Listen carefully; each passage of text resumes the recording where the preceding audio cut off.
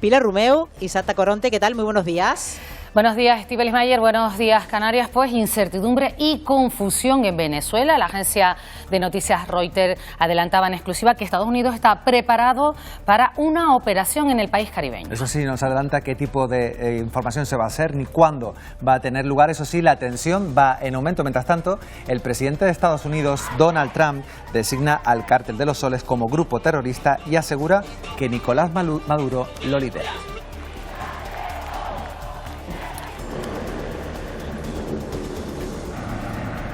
Es lunes 24 de noviembre, comenzamos.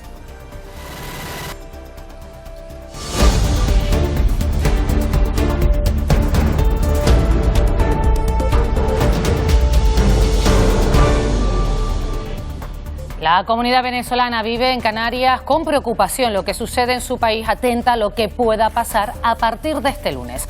Muchos apuestan por un cambio, pero temen cómo puede ser el proceso para conseguirlo. Y continúan llegando embarcaciones a las islas. Salvamento Marítimo intervino este domingo en el rescate de 2 en la Isla del Hierro. En lo que va de año, más de 8.000 personas han sido rescatadas hasta la Isla del Meridiano. Hoy, de la situación de la infancia migrante, vamos a hablar con Sandra Rodríguez, directora general de Protección a la Infancia. Toda Canarias está en prealerta por calima. El polvo en suspensión ha ido en aumento y avanzará aún más a partir de hoy. La calidad del aire se considera extremadamente desfavorable en Fuerteventura. Una calima que se ha notado especialmente desde ayer, también esta madrugada. Estefanía de Blasio.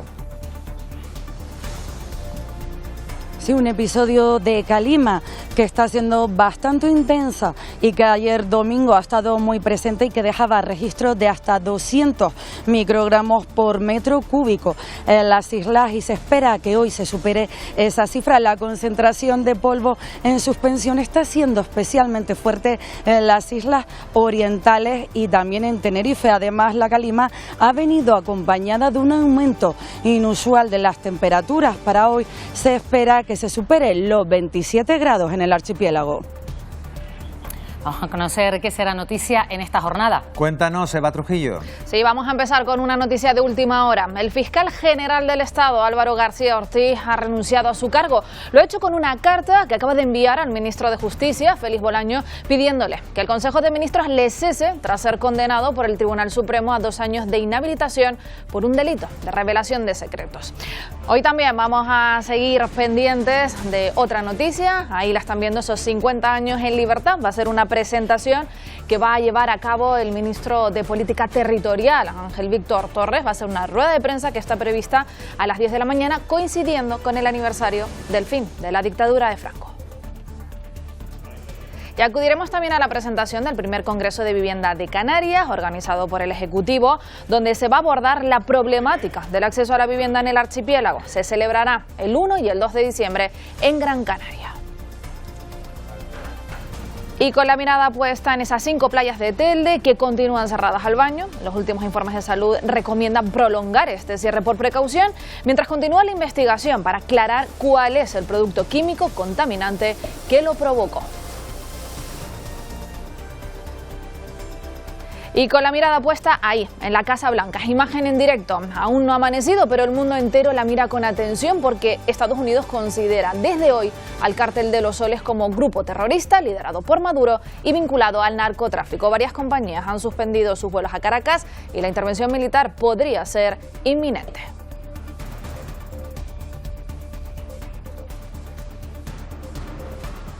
Están viendo la alegría, lo van a ver ahora, del Costa de G de Tenerife tras sumar ayer su primera victoria de la temporada como locales. 2-1 vencieron las de Der Maestre al Atlético de Madrid. Por otro lado, seguimos hablando de fútbol y de la Unión Deportiva Las Palmas, porque los goles de él, de Lukovic, lleva ya 4 esta temporada, están guiando al conjunto amarillo. Triunfo esta jornada ante el Albacete. Son terceros los de Luis García en la tabla, aunque con los mismos puntos que el líder, el Deportivo de La Coruña. Y en el Club Deportivo Tenerife demasiado tiempo ha tenido que esperar él, el capitán, el madrileño Aitor Sanz, para volver a marcar un gol con la camiseta del Tenerife, tanto como 1126 días. En Govela anotó el primero, peinando al primer palo y estableciendo ese 0-1 que encarrilaba a la victoria blanquiazul, además que es más líder en primera ref. Y la previsión del tiempo nos deja aviso amarillo por concentraciones altas de polvo en superficie en las islas más orientales y durante la primera mitad del día, sobre todo, Pilar, en Gran Canaria y Tenerife. Bueno, y puede caer alguna lluvia, eso sí, débil, aunque la probabilidad es baja, y sería especialmente en Tenerife, donde hay nubes medias y altas. Las temperaturas mínimas pueden seguir subiendo a lo largo del día. El viento va a soplar de manera moderada y en el espacio del tiempo ya Emilia González nos va a ampliar toda la previsión para este lunes. Y así amanece la isla de La Palma. Estamos en la capital, en la playa de Santa Cruz de La Palma, donde la jornada, como vemos, comienza con presencia de calima y temperaturas que rondan los 20 grados.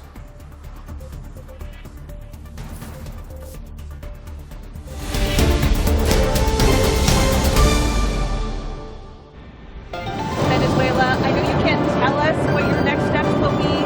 I sort of made up my mind. No a la guerra, no a la guerra.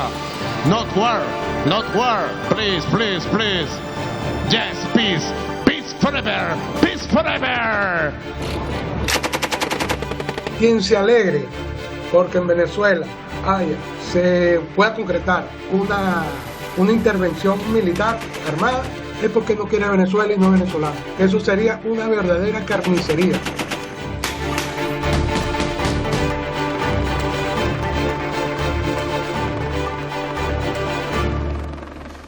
Vamos a ver qué traen las portadas este 24 de noviembre, este lunes, y comenzamos con Canarias 7. Fotografía para el Gran Canaria, que dice que se atasca en la arena en ese partido de ayer ante el Barça. Y el principal titular: los centros de crisis canarios ya han atendido 23 agresiones sexuales en grupo. Periódico El Día, fotografía para esa victoria de prestigio en el Heliodoro, y destaca el Estudio Nacional sobre Demografía Médica. Dice que los médicos extranjeros rejuvenecen la sanidad canaria debido a la llegada de migrantes con estudios de medicina. Bueno, buena travesía le dedican, ¿no? Le desean en esta foto de despedida en el puerto de Las Palmas a los 146 barcos de la ARC que parten al Caribe. Y el principal titular, lo están viendo: el Cabildo premia a Tejeda y castiga a Ingenio en cuanto al reparto de subvenciones a los ayuntamientos de Gran Canaria en 2026. La fotografía del diario de avisos es para ese triunfo del Club Deportivo Tenerife femenino y titula: victoria histórica del Costa de Eje en el Heliodoro sobre el Atlético de Madrid. La fotografía del Mundo es para el ex juez Baltasar Garzón y la ex fiscal general del Estado Dolores Delgado, que acudieron a la concentración ayer frente al Tribunal Supremo en apoyo al fiscal general del Estado. Y el principal titular, leemos: Ábalos tiene solo 6.000 euros para evitar la cárcel con fianza. La fotografía del diario El País, esa protesta ante el Supremo por la condena al fiscal general, y destaca que el plan para Ucrania de Trump y Putin avanza pese al recelo europeo. El presidente de Estados Unidos reprocha a Zelensky su falta de gratitud. Vamos a ver cómo está el tráfico en estos momentos en Las Palmas de Gran Canaria. Van a ver la imagen en directo de la avenida Marítima a la altura del Teatro Pérez Galdós, y como pueden apreciar, el tráfico ahora mismo es muy denso, la circulación lenta. Hay una importante retención en sentido sur que ha generado un accidente entre dos vehículos a la entrada del túnel de La Laja. Por tanto, mucha paciencia en la salida de la ciudad.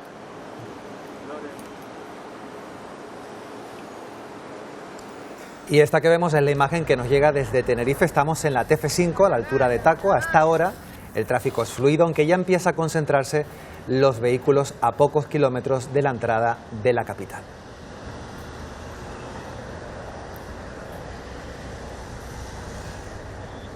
Estados Unidos sigue aumentando su presencia militar en el Caribe. Su propósito, dice, es combatir el narcotráfico internacional, pero el propio Donald Trump no descartaba hace unos días una intervención en Venezuela contra el gobierno de Nicolás Maduro. Por el momento, normalidad en las calles de Venezuela, pero también mucha expectación. Hay maneras de resolver las cosas sin ser así, porque el daño no se la hacen sino a nosotros los que trabajamos. O sea, imagínate que estemos en pleno trabajo y bombardeen. Alarmado no, gracias a Dios hasta ahora.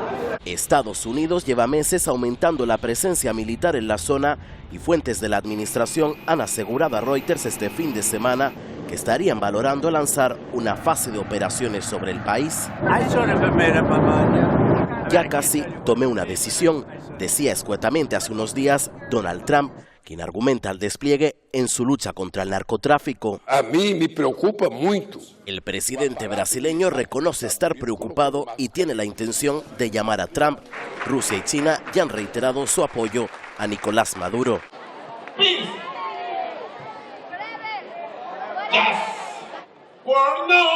Un Maduro que ha llamado hacia la paz y que este domingo, en medio de la tensión, ha celebrado sus 63 cumpleaños. Y aquí en Canarias, donde la venezolana es precisamente la nacionalidad más numerosa entre las personas migrantes, se sigue muy de cerca todo lo que ocurre a 5.000 kilómetros de distancia. La incertidumbre y la preocupación son las palabras más repetidas entre los venezolanos. Incertidumbre es el sentir de algunos venezolanos que viven en Canarias tras las maniobras militares estadounidenses en la zona caribeña y el refuerzo de la seguridad militar en las fronteras del gobierno venezolano. No los veo que estuviesen en contra de cualquier acción porque el venezolano está desesperado. Quien se alegre porque en Venezuela se pueda concretar una intervención militar armada es porque no quiere Venezuela y no es venezolano, porque eso sería una verdadera carnicería. Nos cuentan su deseo de que llegue el fin del régimen chavista y acabar con el gobierno de Maduro, pero les preocupa el cómo y cuándo. Caerá, una vez que caiga, ¿qué va a pasar? Y esperemos que esa transición sea pacífica. No solamente es la caída del régimen bolivariano, sino también solucionar todos los problemas del país. Y tiene que ser rápido, porque la población está en una crisis. La gente no está sobreviviendo, está superviviendo. Porque dicen Venezuela es un país con muchas posibilidades. Agricultura, ganadería, potencial para que los venezolanos vivan bien. Y con esto dicen recuperar calidad de vida y ciertos derechos en un país donde crece la tensión. Varias compañías aéreas han cancelado sus vuelos comerciales a Caracas. Hablamos concretamente de Iberia, de la portuguesa TAP, la brasileña GOL, la chilena LATAM y la colombiana Avianca. Los pasajeros de esta última aerolínea se han quedado literalmente sin opciones de poder viajar a Venezuela. Y lo peor de todo es que no les dan alternativas. La aerolínea nos dice que ya no hay como cupos para reubicarnos. Manda para el 9 de diciembre. Son 16 días más. Y no, es como todo, no hay dinero para coste ese gasto de 16 días. Es como para la alianza, así que no tiene nada que hacer para nosotros, que tenemos que resolver nuestra cuenta. Por el momento, Europa y Plus Ultra siguen manteniendo esta ruta. Es más, este domingo salía desde el aeropuerto Tenerife Norte un vuelo con destino Caracas. Está funcionando. Poder volar a nuestra casa nuevamente. Ya yo tengo el boleto, ya tengo todo, así que ya sigue en pie todo. El motivo de las cancelaciones ha sido la advertencia de la autoridad aérea estadounidense para extremar la precaución al sobrevolar el país caribeño. Vamos a seguir en Canarias para hablar de migración, porque este domingo Salvamento Marítimo intervino en el rescate de 2 embarcaciones hacia La Restinga, en el Hierro. En una de ellas viajaban 104 personas, en otra 156. En el muelle fueron recibidas con atención sanitaria, humanitaria y policial a la espera de ser trasladadas a un centro de acogida o a su ingreso hospitalario si fuese necesario. En lo que va de año, más de 8.000 personas han sido rescatadas hasta la isla del Meridiano. El Gobierno central ha dado por cumplida la orden emitida por el Tribunal Supremo de acoger a los menores migrantes no acompañados que habían llegado hasta el archipiélago. Lo hacía este viernes, el tercer aviso del Alto Tribunal, y cuando se cumplía el plazo improrrogable de 15 días que establecía el Supremo para derivar a todos los menores desde los centros que gestiona la comunidad. El Estado ya se hace cargo de 679 menores. Y para hablar de este y otros asuntos, hoy nos acompaña Sandra Rodríguez, directora general de Protección a la Infancia y las Familias. ¿Qué tal, Sandra? Buenos días. Buenos días. ¿Qué tal? Muy buenos días. ¿Qué tal? Estábamos comentando precisamente que el Estado cumple en tiempo y forma, vamos a ponerlo entrecomillado, ese traslado de los menores que pedían asilo, 679 que ya se encuentran en centros del Estado, pero es Canarias quien lo sigue tutelando. Canarias sigue manteniendo la tutela de los menores, es una de las cuestiones en las que discrepábamos, tanto el Estado entendía que no debía de asumir esa tutela, considerábamos que no era una cuestión imprescindible para poder cumplir lo que es el auto del Supremo del 25 de marzo 8 meses después, que de alguna manera salgan como en plan victoriosos de que han conseguido cumplir el auto del Supremo, deja mucho que decir del Estado. En este sentido, decir que, bueno, 679 no, son 600, estamos a la espera de que el resto salgan. Hay una serie de menores que han planteado que quieren continuar con su proyecto migratorio a través del asilo, pero no quieren o bien irse de las islas porque tienen arraigo, o por otro lado no quieren entrar a esos dispositivos de tránsito que son los que ha creado el Estado en estos momentos en Canarias. Nosotros entendemos que tienen razón los chiquillos y por lo tanto en aras del interés superior del menor seguimos defendiendo su interés, como no puede ser de otra manera. O sea que es posible que aquellos que, aunque pues se puedan ser derivados a otros puntos de la península, se queden aquí en las islas y se haría cargo de ellos el Estado. Efectivamente, las propuestas iniciales, esos 3 puntos de acuerdo en los que coincidimos por fin con el Estado allá por el mes de julio, el primer punto de todos era el que los menores fuesen trasladados a la península, que se crearan en segundo lugar dispositivos, centros de acogida estables, permanentes en Canarias, que tienen que cumplir los mismos requisitos que esos centros que tiene el Estado en la península, es decir, 8, 10, 20 plazas como mucho para que los chicos no pasen de un dispositivo en el que están hacinados a otro en una situación de hacinamiento. Seguimos planteando al Estado que los chicos que entran al Canarias 50, el centro de tránsito, no pueden estar allí más de 15 días, pero ya hemos trasladado que hay menores que lamentablemente llevan 2 meses y estos son fundamentalmente aquellos que tienen arraigo y que el Estado pues ha estado muy lento, poco previsor, y eso que llevamos desde el principio planteando que esta situación se iba a dar para que aperturaran dispositivos, para que aperturaran recursos para acogerlos en Canarias, y es una de las cuestiones en las que ahora mismo seguimos esperando a que se cumpla. La idea es que a partir de mañana continuemos manteniendo reuniones semanales para ir depurando esos flecos que vienen a dar respuesta sobre todo, como les decía, a los menores que están en nuestros centros, tantos como 200 casi, porque les acabo de decir que no son 679, sino 600, porque los últimos no han sido todavía solicitados y porque además el Estado añade en esas cifras aquellos que cumplieron la mayoría de edad, por lo tanto nunca fueron acogidos como menores y por lo tanto perdieron su derecho como menor a ese asilo. Le iba a preguntar precisamente por eso, son más de 200 menores que durante este proceso ya han cumplido la mayoría de edad. ¿Qué ocurre con ellos? Al tener el derecho de asilo, porque han solicitado asilo en tanto en cuanto se resuelve, porque tiene que ser resuelto por el Ministerio de Interior, pasan un dispositivo de adultos.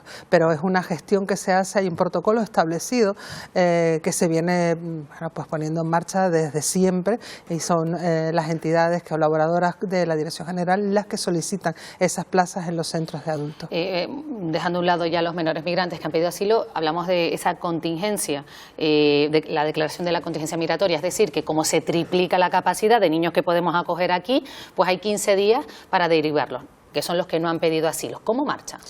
Pues la verdad que marcha bastante lento. Esos 15 días se están cumpliendo, están llegando a alcanzar el mes y medio, hasta el punto que han llegado después del 29 de agosto en torno a 201 menores, a espera de que pase con las 2 embarcaciones que llegaron ayer a la Isla del Hierro y saber exactamente qué menores tenemos que acoger, porque han venido solos.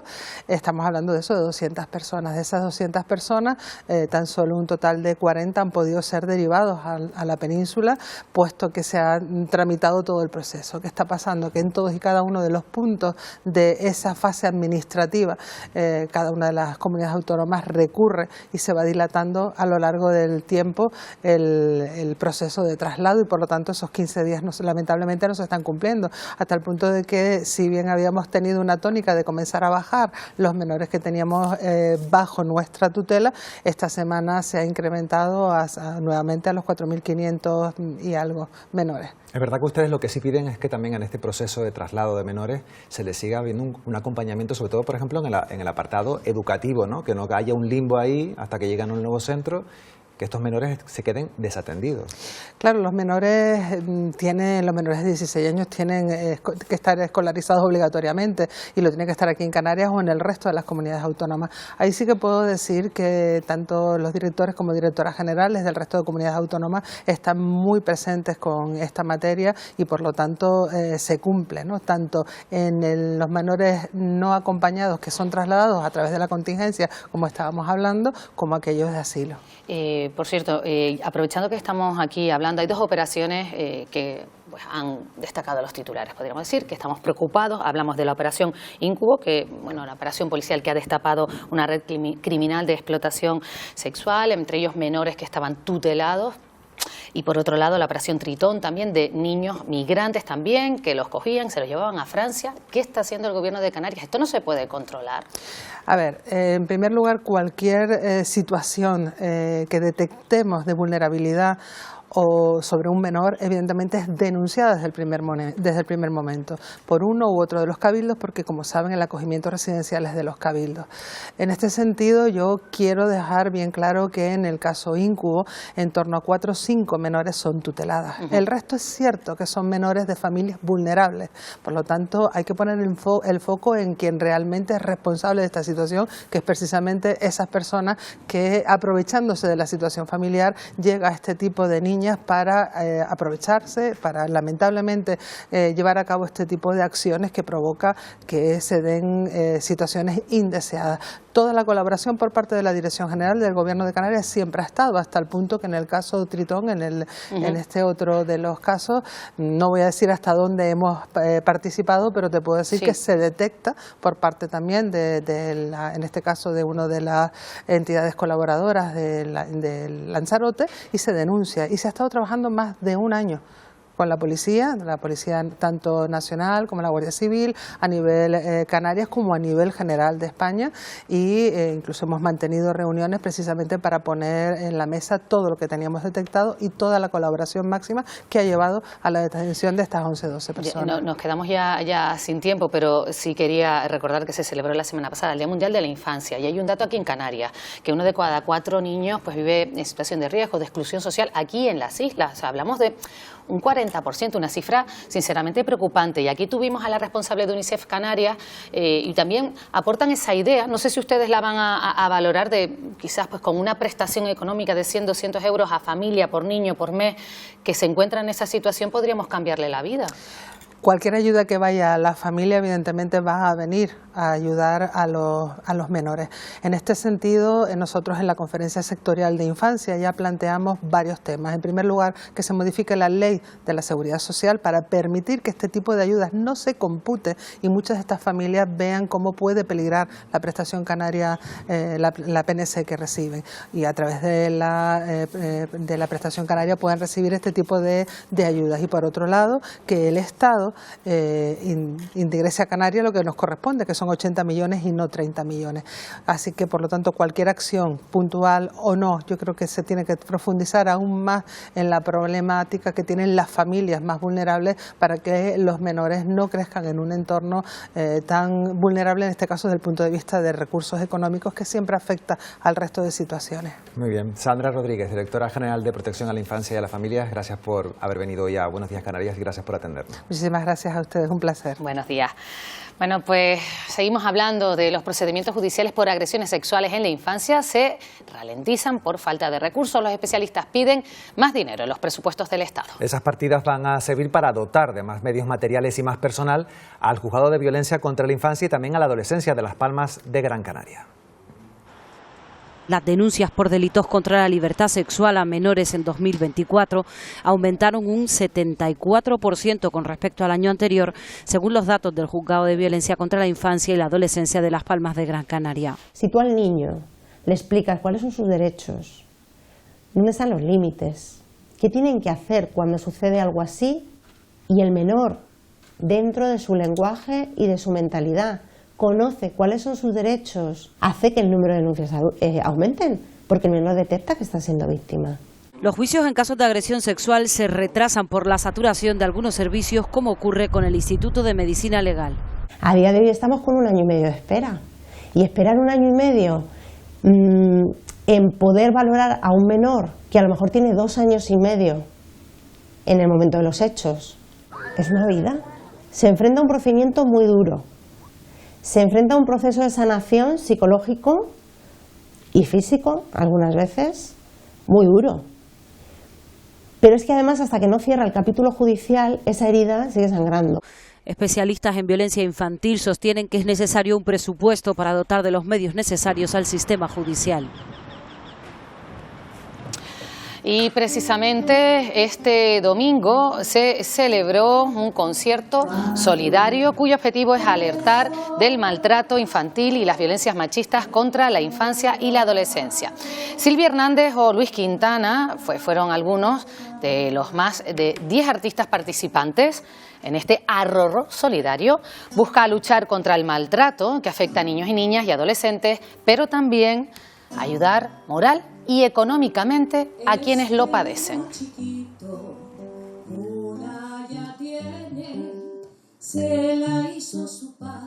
Hay mucha violencia institucional, sobre todo en los juzgados. Se están dando sentencias que permiten regímenes de visitas y, por ejemplo, con padres maltratadores, con sentencia condenatoria. Hay jueces que permiten que esos menores se tengan que ver con quien en definitiva es su verdugo. Mañana 25 de noviembre se conmemora el Día Internacional de la Eliminación de la Violencia contra la Mujer. Muchas de las acciones de concienciación se dirigen hacia los jóvenes porque entre ellos se usa el porno como herramienta para aprender sobre sexualidad y adquieren comportamientos violentos hacia las mujeres en sus relaciones. Las especialistas advierten de los riesgos de este tipo de violencia.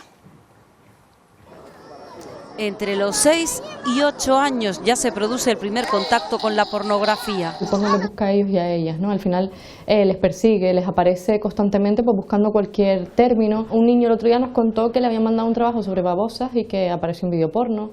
O también una niña nos comentaba que había puesto jamón y le salieron vídeos porno. En la adolescencia lo buscan y utilizan para aprender sobre sexualidad. La curiosidad sexual es normal. El problema es que el resto de la sociedad no le damos alternativas a esa curiosidad y les dejamos solos frente al porno y frente a la industria más agresiva del mercado, que no podemos olvidarnos de esto, que es la industria sexual. El consumo de porno provoca problemas en la salud. La adicción al consumo de pornografía, luego como otro de los problemas importantes es cómo las relaciones sexuales se plantean en claves de dominación, completamente desconectada de los afectos, desconectada de los vínculos. Que afectan muchísimo la autoestima, sobre todo vemos en chicos muy jóvenes preocupados por el tamaño del pene, por ejemplo. Y en chicas pues vemos cómo les preocupa que sus vulvas no sean rosas. Al ver pornografía tienen una descarga de dopamina, pero luego para mantener las mismas dosis de dopamina tienen que ir escalando hacia un contenido cada vez más violento. Por ello, las especialistas en educación sexual advierten, la pornografía, dicen, es violencia sexual filmada. En la isla de Gran Canaria, las playas de Telde continúan cerradas por la muerte de miles de peces según una piscifactoría en su costa. Los últimos resultados de salud pública aconsejan mantener la restricción. Estefanía de Blasio. Buenos días, Isaac. Buenos días, Canarias. Se cumplen 20 días desde que se han cerrado las playas y el municipio de Telde es el más afectado, ya que es el único que por el momento sigue teniendo sus playas cerradas. Se desaconseja todavía el baño a pesar de que a día de hoy ya no hay restos visibles en la costa. Como decimos, el único municipio que mantiene 5 de sus playas cerradas. Nosotros nos encontramos en la playa de Melenara, donde vemos que todavía se mantienen esos carteles con la restricción de baños. Vamos a hablar con José Manuel Estupiñán, él es miembro del colectivo Turcón, para hablar de esta situación. Ustedes también se manifestaron hace una semana para pedir que esas piscifactorías, el origen del vertido, se puedan alejar de la costa. Buenos días. Hola, buenos días. José Manuel Espiño. Sí, nosotros estamos pidiendo, en primer lugar estamos pidiendo responsabilidades porque verdaderamente a un mes y medio después de iniciarse el vertido no nos han dado ninguna información, sigue no existiendo información alguna. Segundo, nos sorprendemos de que aún sigan las jaulas que están a 200, 300 metros de la costa, jaulas que están en zona prohibida para la acuicultura, que sigan presentes aquí cuando ya hay una nueva zona más alejada, a 1 kilómetro, donde tendrían que ser desplazadas o tendrían que haberlas ya desmontado. No hay ninguna respuesta, ustedes verán que siguen alimentándolo con pescado y por lo tanto los olores que tenemos ahora mismo y las manchas que siguen apareciendo en el litoral continúan. O sea, seguimos con las playas cerradas porque saben que no son aptas para el baño.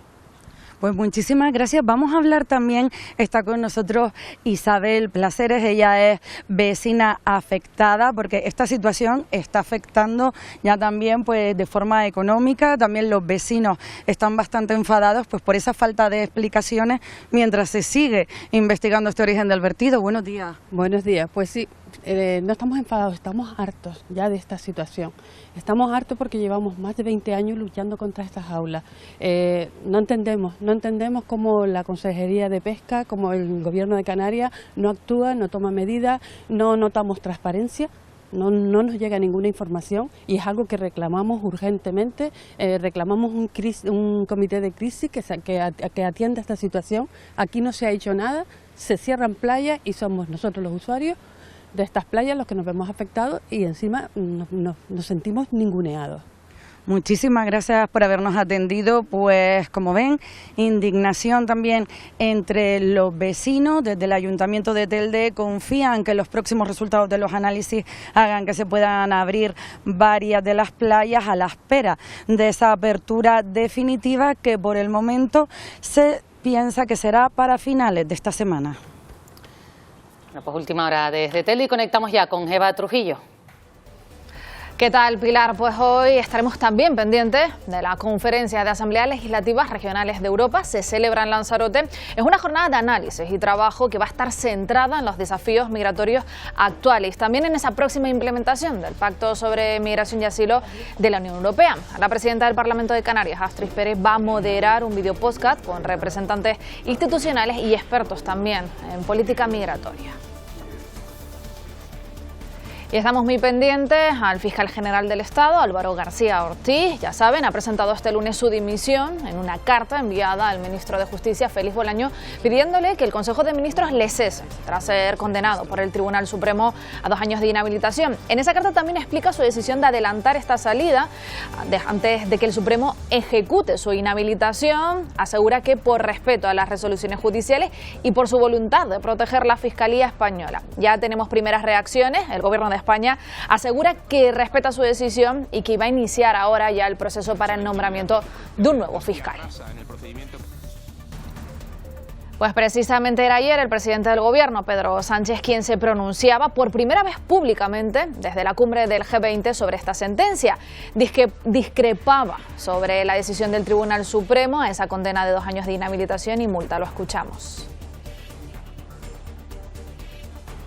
Nosotros respetamos las sentencias del Tribunal Supremo, como no puede ser de otra manera, las acatamos, pero en una sociedad democrática como la que vive España, desde luego podemos manifestar nuestra discrepancia sobre la orientación de esta sentencia.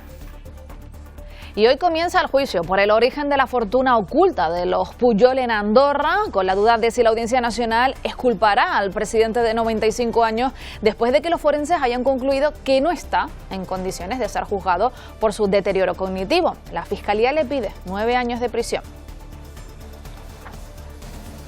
Y otro juicio del que estamos pendientes, en este caso será este jueves, va a ser el que se enfrenten el exministro José Luis Ábalos y su ex asesor, Koldo García, con la posibilidad de ir a prisión después de que la Fiscalía y las acusaciones hayan pedido revisar sus medidas cautelares por sus elevadas penas de cárcel. Se va a valorar si deben entrar en prisión o se les limitará a exigir una fianza. Fuentes cercanas aseguran que Ábalos afronta esta vista con solo 6.000 euros en su cuenta bancaria. Pues de momento, Pilar, estos son los temas de los que estamos pendientes en una jornada intensa informativa. Tema de los que vamos a estar atentos a lo largo del día. Y justo hoy, fíjense, queda un mes para celebrar la Nochebuena y menos para esa lotería de Navidad. Son muchos los que ya se han acercado hasta la gasolinera de la suerte en Tenerife, Itziar Pérez, para hacerse con un décimo. Me imagino que tú también. Sí, Pilar, muy buenos días. Y uno de esos décimos va para el equipo del Buenos Días Canarias, a ver si este año hay suerte. Pues sí, hemos estado un año más aquí, estamos en la gasolinera de La Chasnera. El año pasado, en la lotería pasada, no lograron dar el gordo, pero sí, ojo, hasta 4 premios repartidos entre el tercero, 2 cuartos y un quinto premio, más de 1.550.000 euros. Vamos a ver cómo van este año las ventas. ¿Qué tal, Yaisa? Muy buenos días. Muy buenos días, ¿cómo estamos? ¿Cómo están yendo las ventas este año? Pues muy bien, la verdad que sorprendida. Cuéntanos, ¿ya hay terminaciones que se han acabado, algunas preferidas?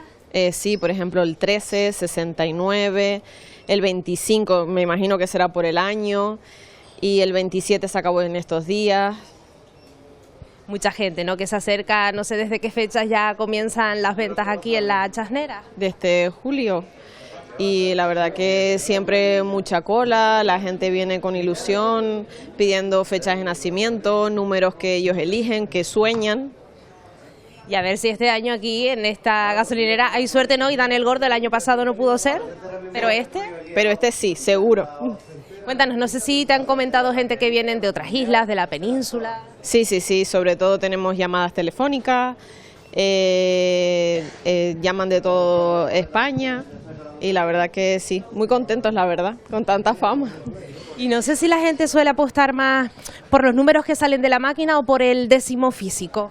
Mucha gente dice el primero que te salga de la máquina y a otra gente pues le gusta elegir. No sé si ya tú has adquirido el tuyo, Yaisa. Sí, ya nosotros tenemos nuestra peña. Pues nada, mucha suerte este año, Yaisa, gracias por atendernos. Gracias, buen día. Pues como ya ven, aquí no paran de dispensar números de la lotería de Navidad. Ya nosotros, como decimos, Pilar, tenemos el nuestro. A ver si este año hay suerte para nosotros. Esperemos que sí, que haya suerte. A ver si nos la traes desde esa gasolinera. Buenos días, Isiar.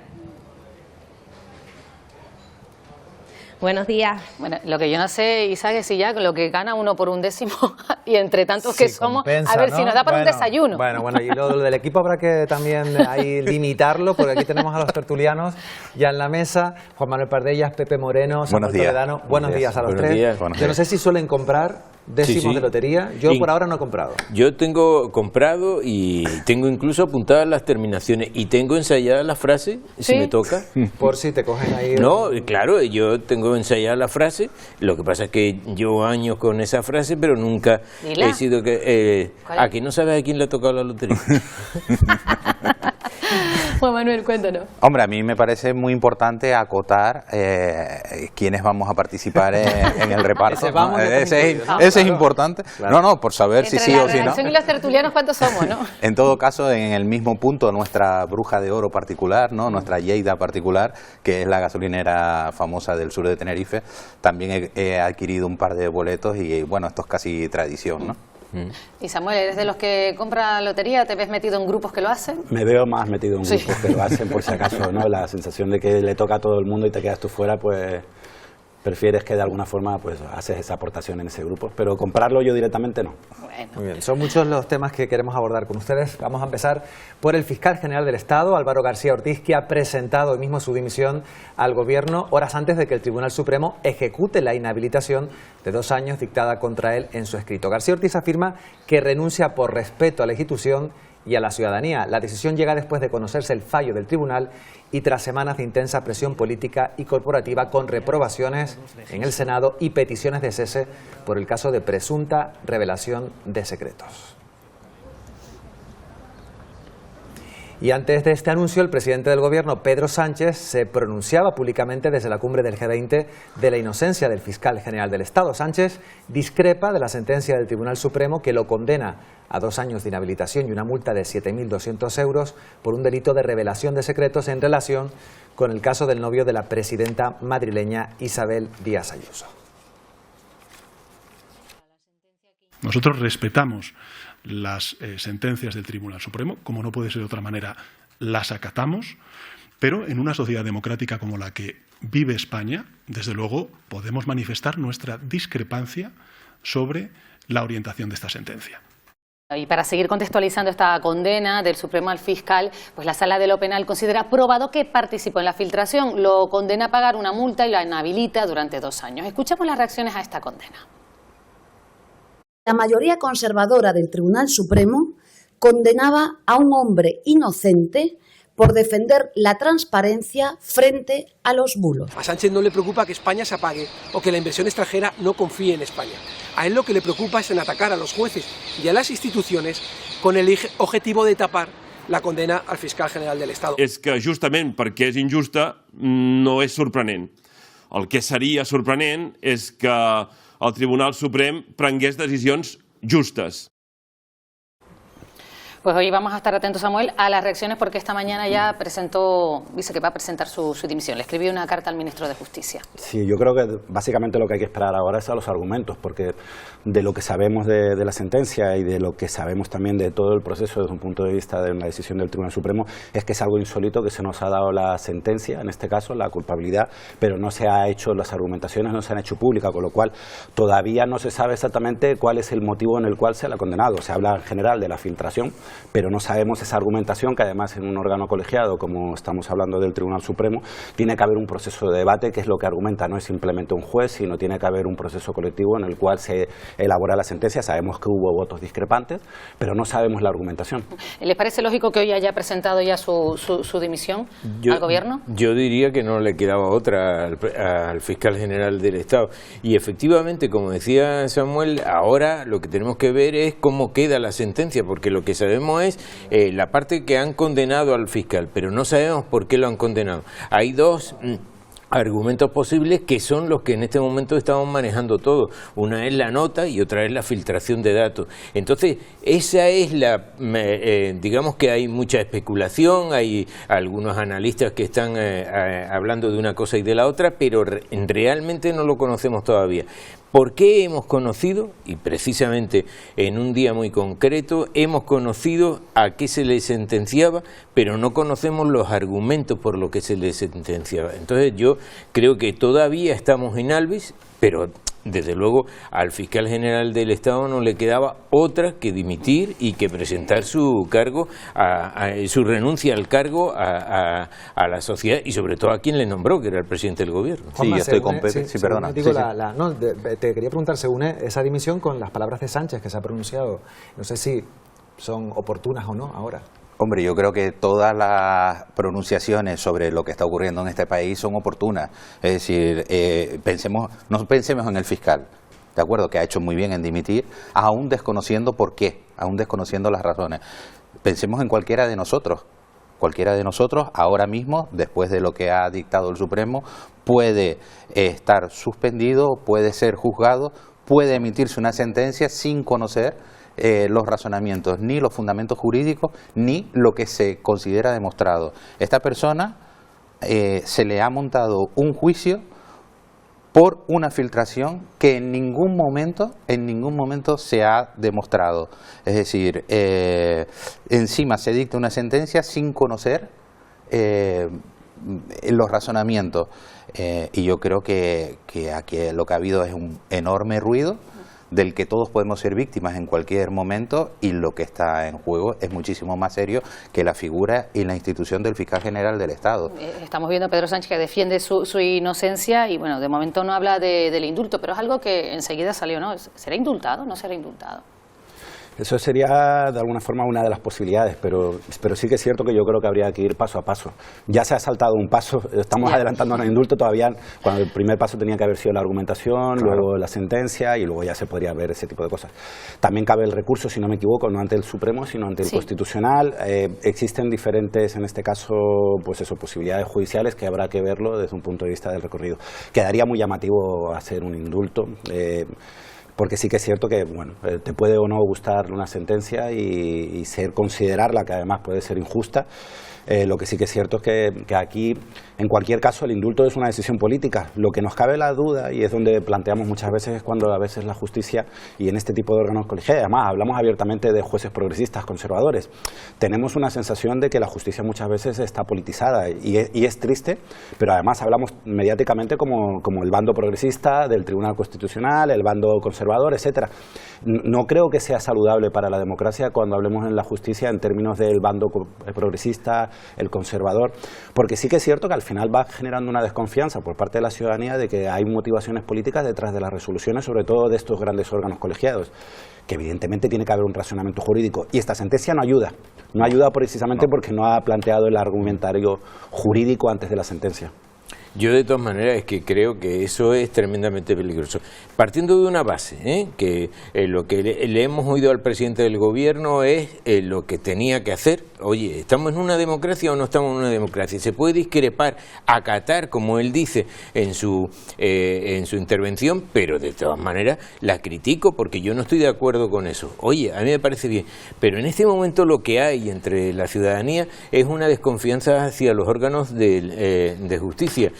Hay una justicia que parece que a unos los trata de una manera y a otros de otra. Yo no sé si eso será verdad, pero la situación de ahora mismo es de que hay una especie de desconfianza con el sistema judicial. Y si a eso le añadimos que puede ser indultado el fiscal general del Estado, oye, pues todavía esa especie de no confiar aumenta todavía más, porque a uno los pueden indultar, es decir, a un señor lo pueden indultar que desconocemos cuál es la causa por la que se le ha juzgado, si es por la nota oficial o si es por saber algo más o difundir algo más de las personas que estaban siendo investigadas, y a un robagallina no lo indultan. Entonces, oye, ¿por qué una cosa y la otra? Y yo creo que en este momento lo que hay es una desconfianza. Si estamos ya viendo que si va al Tribunal Constitucional le va a salvar fulanito o menganito,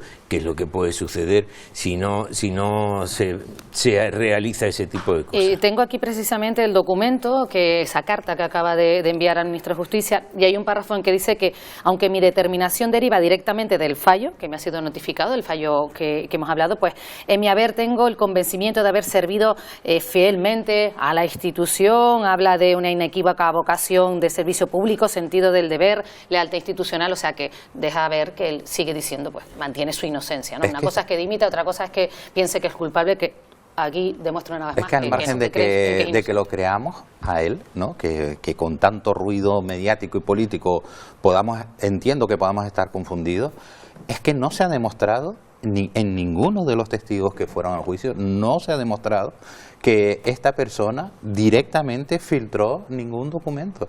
Y es gravísimo y yo vuelvo a insistir que esto sienta un precedente muy importante sobre todos nosotros. O sea, olvidémonos del fiscal, pensemos en nosotros, en que mañana lanzan un bulo contra ti y puedes tú acabar sin poder demostrar que es mentira. Y es muy delicado lo que ha ocurrido. Y la carrera fiscal, especialmente, no el fiscal general del Estado, toda la carrera fiscal está ahora mismo en una situación muy delicada. En entredicho, muy también delicada ha sido la situación de la Casa Real, que celebró este fin de semana los 50 años de la monarquía. El primer acto tuvo lugar el viernes en el Palacio Real. Se entregó el Toisón de Oro a la reina Sofía, al expresidente del gobierno Felipe González y a los dos padres de la Constitución, Miguel Herrero Rodríguez de Miñón y Miquel Roca. El gran ausente de este acto fue Juan Carlos I por decisión de la Zarzuela. El segundo acto tuvo lugar en el Congreso de los Diputados. Rechazaron asistir Sumar, Esquerra, Bildu y Vox. El sábado se celebró una reunión privada en El Pardo a la que asistió la familia real al completo. Aquel capítulo de nuestra historia, la monarquía fue además una institución vertebradora y garante de estabilidad. Supo acompañar con sentido de Estado y compromiso con el bien común las transformaciones políticas y sociales que, impulsadas por la demanda ciudadana, permitieron instaurar un sistema democrático nuevo. Sobre los comienzos de la monarquía y de la Constitución española saben mucho los tres Toisones de Oro. Estos fueron algunos de los consejos que dieron en sus discursos. Por eso creo firmemente que nuestros problemas solo tienen una solución aceptable si se afirma la paz civil como valor supremo. Entender esto fue la grandeza de la transición. Hicimos de la palabra la vía del acuerdo y del consenso una exigencia. Y la transición prosperó. Pero hoy la transición no puede ser solo un recuerdo, porque si se trata de transitar, transitamos siempre. La democracia, que todos, con sus defectos, que todos conocemos, es el mejor sistema que nos es dado y disfrutar, y que tenemos todos el permanente deber de conservar y perfeccionar. Bueno, pues vamos a ampliar más datos sobre esta celebración. Vamos para ello a hablar con Antonio Adelfoque Delgado, que es profesor de Ciencia Política de la Universidad de La Laguna. ¿Qué tal? Muy buenos días. Hola, buenos días. Hoy precisamente el periódico El País recoge unas declaraciones supuestamente de Juan Carlos I, donde él transmitió a Zarzuela que estas celebraciones sin él era como un bautizo en donde no se invitaba al niño. No sé qué opina usted sobre esto. Bien, un poco de razón tiene el rey emérito, ¿no?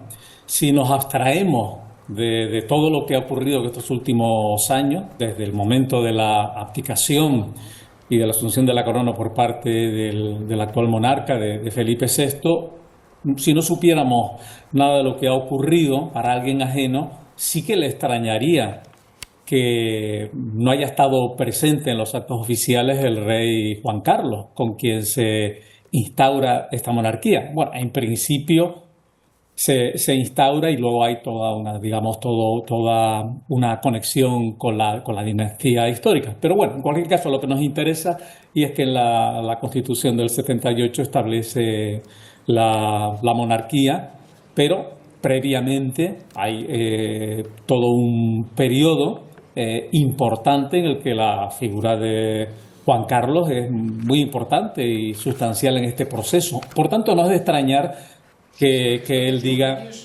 o que él tenga esa reflexión. Una cuestión distinta es la de las razones que puedan avalar que la Casa Real, que don Felipe de Borbón haya prescindido de la figura de su padre en la conmemoración de estos 50 años. Y cuando vemos esta celebración hay mucha gente que se plantea si es necesario seguir teniendo monarquía en nuestro país. ¿Qué valoración hace usted?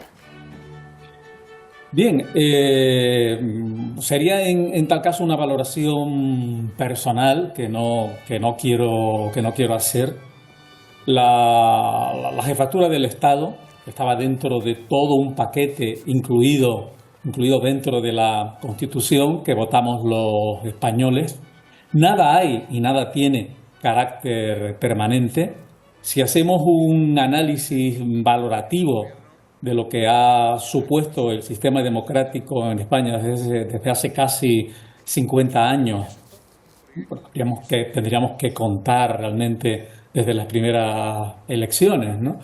Pero en fin, si hacemos ese balance y dentro de él está la monarquía, yo creo que el balance es positivo. ¿Cabría otra forma de gobierno? ¿Cabría la posibilidad de que finalmente los españoles decidiéramos en un referéndum sobre este sistema? Bueno, tendríamos o tenemos en este caso el peso de nuestra propia Constitución que hace muy difícil un referéndum de estas características y un cambio de estas características, ¿no?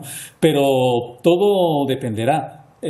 Curiosamente la monarquía, pues hace ya mucho tiempo, yo creo que desde hace por lo menos 10 años que el Centro de Investigaciones Sociológicas no cuestiona, quiero decir, no pregunta por la institución, pero sí lo sabemos a través de otras encuestas que normalmente cuando se ha preguntado, la monarquía no goza, digamos, de un gran aprecio por la mayoría de la población, o por lo menos está en un tono tibio, y sin embargo, cuando se preguntaba por el rey Juan Carlos o cuando se pregunta por el rey Felipe, son las personas las que realmente tienen mayor afinidad hacia la ciudadanía.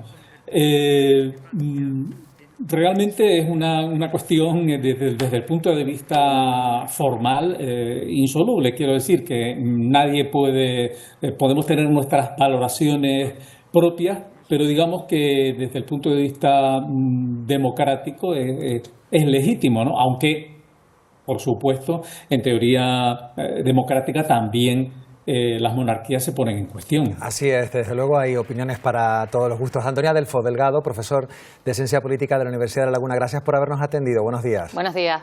Muchas gracias a ustedes. Lo que está claro es que el pasado, el presente y el futuro de la monarquía lo hemos visto este fin de semana. Claro, y lo que yo creo que lo que se rechaza de la monarquía precisamente es ese comportamiento que no tiene nada que ver con lo que tuvimos los ciudadanos. Es decir, nosotros estábamos en una crisis más que evidente financiera y económica y había quien se podía ir a cazar elefantes a África, ¿no? Y nosotros no teníamos ni para comer. Había una gente que ni siquiera en aquel momento encontraba un trabajo y había una gente que lo pasaba tremendamente bien. Entonces yo creo que ese rechazo a la monarquía, porque al final lo que se nos queda del profesor Antonio es precisamente qué vamos a hacer. Es decir, si no queremos una monarquía, que somos un país libre y uno lo puede rechazar y otros lo pueden tener, ¿qué queremos? Un presidente de la República. ¿Y ese presidente de la República qué prerrogativas tendría? Porque a lo mejor estamos gastando el mismo dinero en una casa real que en una república, estamos gastando el mismo dinero y no tiene ese poderío, digamos en términos generales, ese poderío el presidente de la República de poder. Y luego hay que tener en cuenta, porque siempre ponemos al presidente de la República en la izquierda, pero ¿y si fuera en la derecha? Es decir, un señor como Aznar puede ser presidente de la República. ¿Qué vamos a hacer con todo eso? Es que da la sensación de que nunca lo hemos planificado ni pensado bien. Juan Manuel, ¿cómo ves este 50 aniversario de la monarquía? ¿Qué destacarías de lo ocurrido? A ver, es difícil resumirlo en un minuto. Lo primero de todo, me encantaría recomendar a todos nuestros telespectadores el estreno de la serie Anatomía de un instante, que viene de un libro de Javier Cercas, que a mí me parece imprescindible para conocer un momento clave de la historia de este país y que lo recomiendo a todos. Creo que este país necesita referentes, que Juan Carlos en su última etapa deterioró de forma importante, y que su sucesor ha hecho lo posible por aquilatar de nuevo la figura de la monarquía. Creo que es más un tema emocional que legal, es decir, es la necesidad de contar con referentes que no estén contaminados con tanto ruido político y tanta bronca. Una persona o una institución que sea neutral. El tema está, o sea, siempre hablamos, como comentaba Pepe Moreno, de los costes, ¿no? Pero igual el coste de la democracia de un país no se puede cuantificar en dinero, ¿no? Sí, yo creo que hay que recordar lo que decía el profesor Adolfo Delgado. La monarquía vino en un pack. Entonces, en el pack era o lo tomas o lo dejas. Por mucho que se hable de consenso, evidentemente también teníamos que ver la situación en ese momento. Y en ese momento, a diferencia de Grecia o a diferencia de Portugal, donde precisamente en Portugal fueron los militares los que acabaron con la democracia, acabaron con la dictadura, el fin de la dictadura en España llegó de una forma diferente, con el ejército fuerte, muy fuerte, extremadamente fuerte. Franco murió en la cama. No pasó como pasó en Grecia, no pasó como pasó en Portugal. Por lo tanto, el fin de la dictadura se tiene que ver, o se tiene que contemplar, no se puede dejar como un elemento separado monarquía y el fin de la dictadura. El fin de la dictadura marcó cómo iba a ser la transición, y con un ejército muy, muy poderoso, que es el que marca ese PAC. Evidentemente, había concesiones, sí, hombre, no te quedaba otra que legalizar al Partido Comunista, pero se ve como es la gran hazaña. Al fin y al cabo, la monarquía fue la decisión de Franco, decidió quién iba a ser su heredero, y era, en este caso, el rey Juan Carlos. Lo que tenemos que pensar no es tanto si vamos a tener una república o una monarquía, se trata básicamente de que la soberanía popular pueda elegir quién es el jefe del Estado. Y esto es divino, esto es una cuestión genética, o de espermatozoides y óvulos. Es decir, el jefe del Estado es una cuestión que viene de un útero, no viene de la voluntad, no viene de una urna. Si vamos a hacer una comparativa entre el útero y la urna, pues yo creo que lo más democrático es optar por la urna. Vamos a avanzar, si quieren, dejamos el tema de la monarquía a un lado, porque hay otra noticia que es la noticia sin duda del día. Aquí en Canarias estamos muy pendientes de lo que ocurre en Venezuela. El presidente venezolano Nicolás Maduro y altos cargos de su gobierno quedan a partir de hoy designados oficialmente por Estados Unidos como miembros de una organización terrorista internacional. Una designación que autorizará al presidente Donald Trump a imponer nuevas sanciones. La situación se produce en medio del despliegue militar ordenado por Trump en aguas del Caribe próximas a Venezuela para luchar contra el narcotráfico.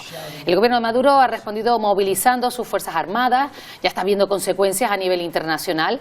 En España, la compañía Iberia ha cancelado todos sus vuelos a Venezuela, y trasladamos aquí aquí el tema a la mesa.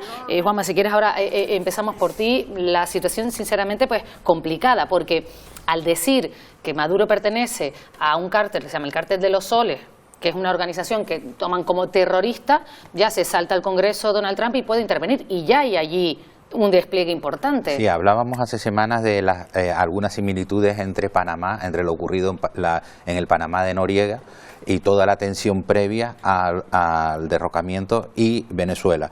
Venezuela no es Panamá. Venezuela es muchísimo más grande, muchísimo más complicada y con muchísimos intereses internacionales que no tienen nada que ver con Panamá. Por ejemplo, China y Rusia están muy establecidos en Venezuela. Y es cierto que puede ser una casualidad tangencial, pero los acuerdos entre Rusia y Estados Unidos sobre Ucrania pueden tener debajo de la mesa alguna conversación sobre el futuro de Venezuela. Puede ser, podría ser.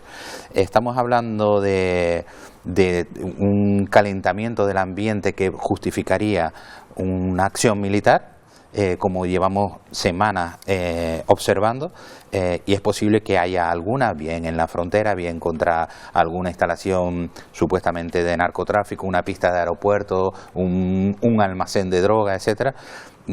Pero a mí realmente me cuesta en estos momentos imaginar tropas estadounidenses en las calles de Caracas, ¿de acuerdo?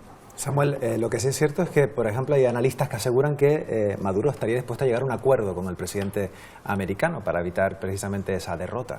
Sí, probablemente además con la lógica de tener un poco mantenerse en el poder, que eso es obvio. A ver, Venezuela con Maduro es un régimen autoritario y eso no cabe ninguna duda.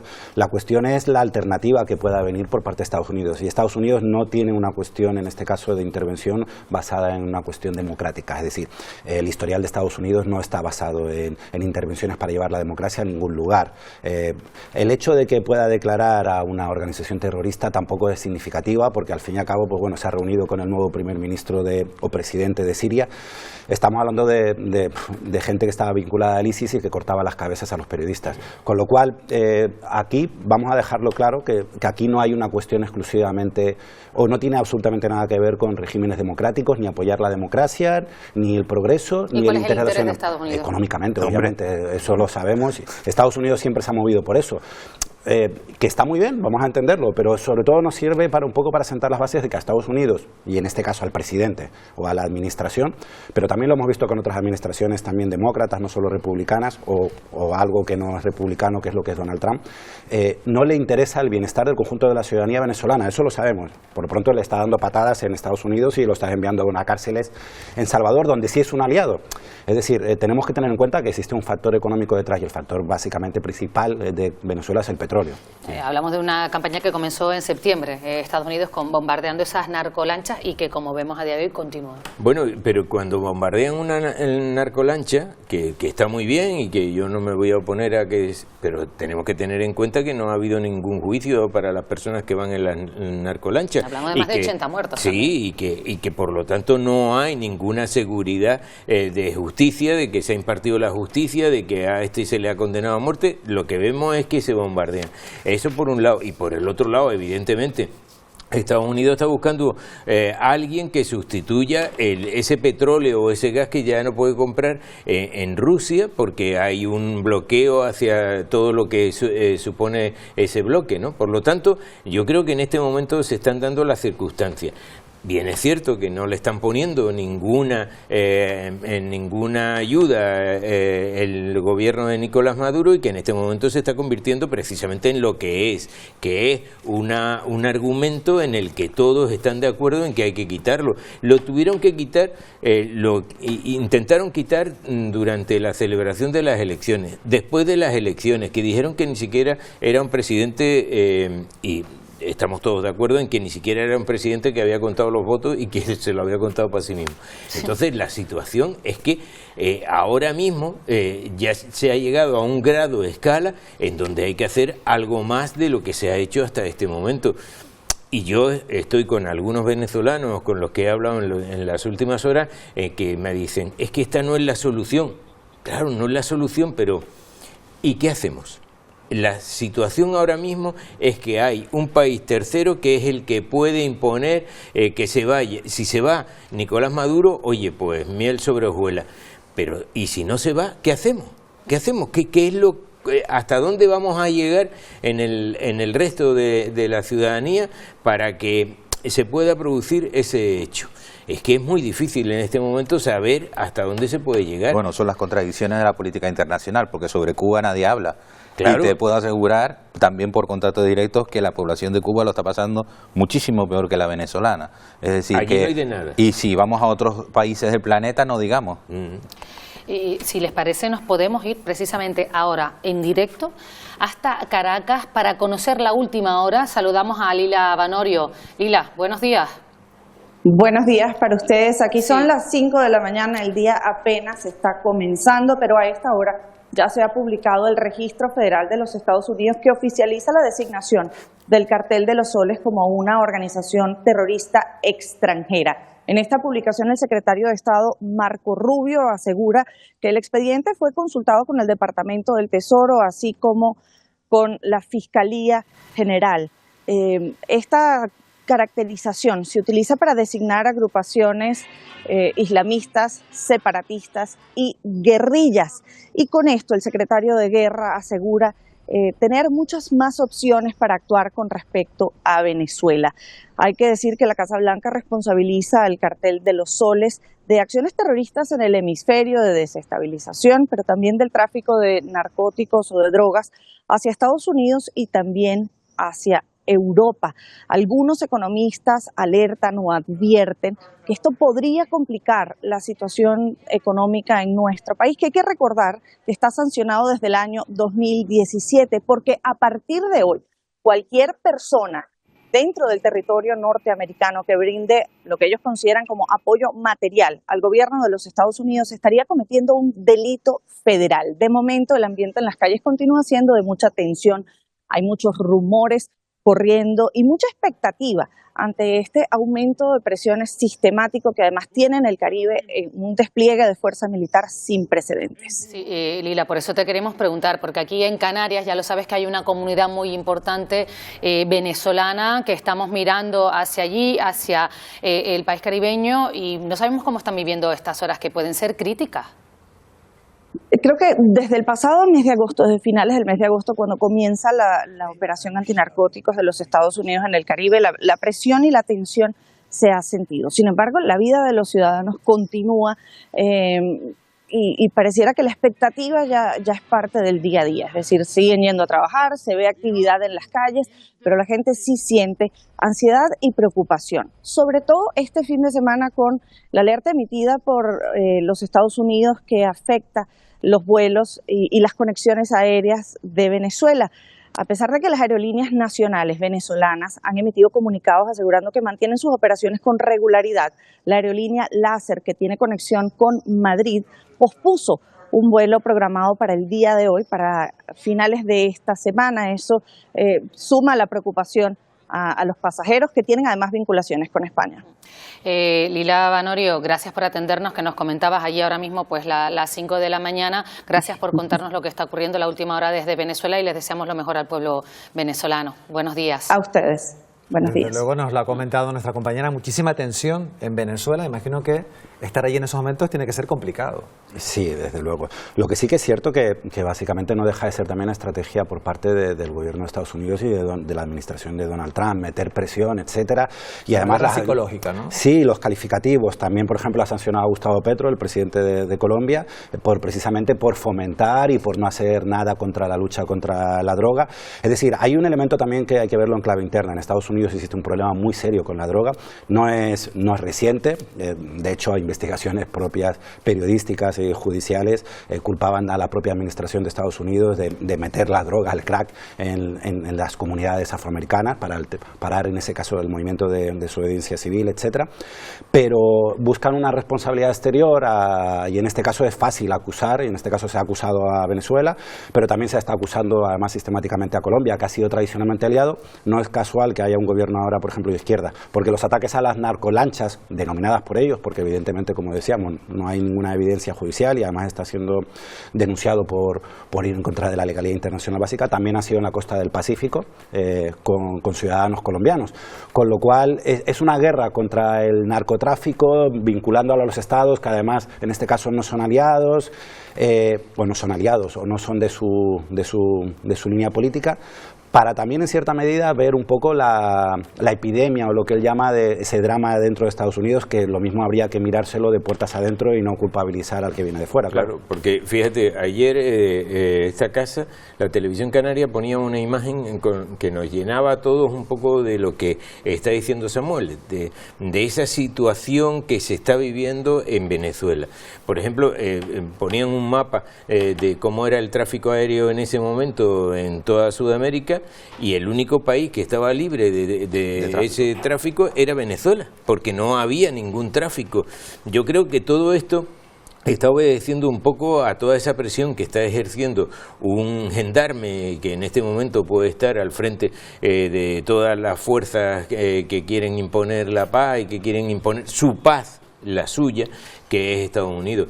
Y yo creo que eso es tan peligroso como lo otro, aunque hay que ponerle la dimensión necesaria a lo que realmente está ocurriendo, y no hay que echarle siempre la culpa al emisor, que nosotros a lo mejor también tenemos alguna culpa por emitir y por acoger esas cargas. Yo creo que realmente que lo que llama la atención de este gran abeja reina es el panal de rica miel de los recursos de no solo petróleo, sino de todo tipo que tiene Venezuela, y en segundo lugar también todos nosotros debemos hacer algo de autocrítica de qué hemos hecho los que no somos Trump para intentar acabar con esta condena al pueblo venezolano, ¿no? Interesantes reflexiones, interesante escucharlos a los tres, Samuel Toledano, Juan Manuel Perdellas, Pepe Moreno. Gracias por venir aquí un día más a contarnos todo lo que saben. A ustedes. Muchas gracias. Y el boleto, por favor. El décimo de la lotería. Y ahora conectamos con nuestra compañera Eva Trujillo para saber esta última hora. Eva, cuéntanos.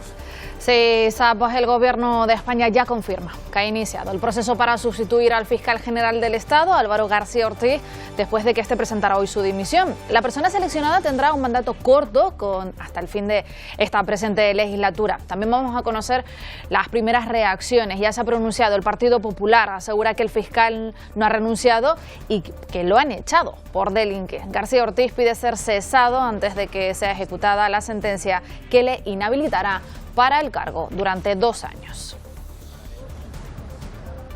Y desde este lunes, Estados Unidos declara terrorista al presidente de Venezuela, Nicolás Maduro, y a otros altos cargos de su gobierno. La inclusión del Cártel de los Soles en esa lista del Departamento de Estado permite a Washington imponer nuevas sanciones contra el régimen chavista. Mientras tanto, la tensión se mantiene al máximo, a la espera de ver cuáles son los próximos pasos en ese enorme despliegue militar que Estados Unidos mantiene en el Caribe.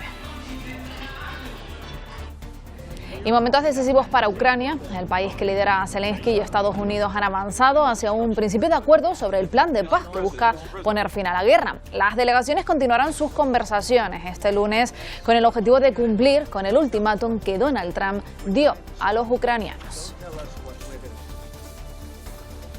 Y toda Canarias está en prealerta por calima. El polvo en suspensión ha ido en aumento y va a avanzar aún más este lunes. La calidad del aire se considera extremadamente desfavorable en las islas de Fuerteventura y Lanzarote. La calima, lo habrán notado, ha provocado un aumento también de la temperatura. En algunos puntos se rozan los 26 y 27 grados. Y Proesca y Asinca presentan en Madrid la campaña de distribución de productos elaborados en las islas, en la península. Una iniciativa destinada a poner en valor el sello elaborado en el archipiélago y promover su consumo también en el territorio peninsular.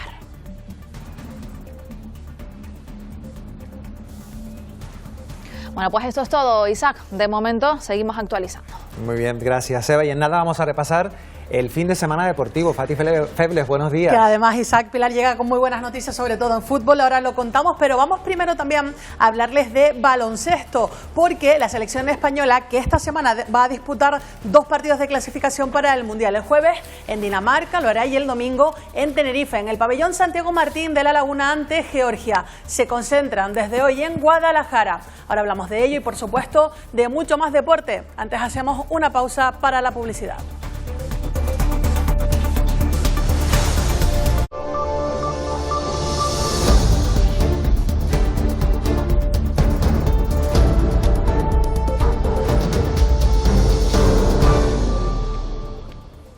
Buenos días, Canarias, saludos de nuevo. Vamos ya con los deportes.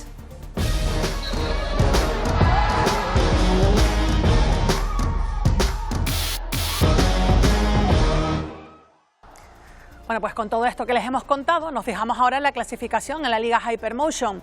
La Unión Deportiva Las Palmas es tercera en la tabla con 29 puntos. Eso sí, y como están viendo, con los mismos que el Deportivo de La Coruña y del Racing de Santander, que son primero y segundo con una mejor diferencia de goles.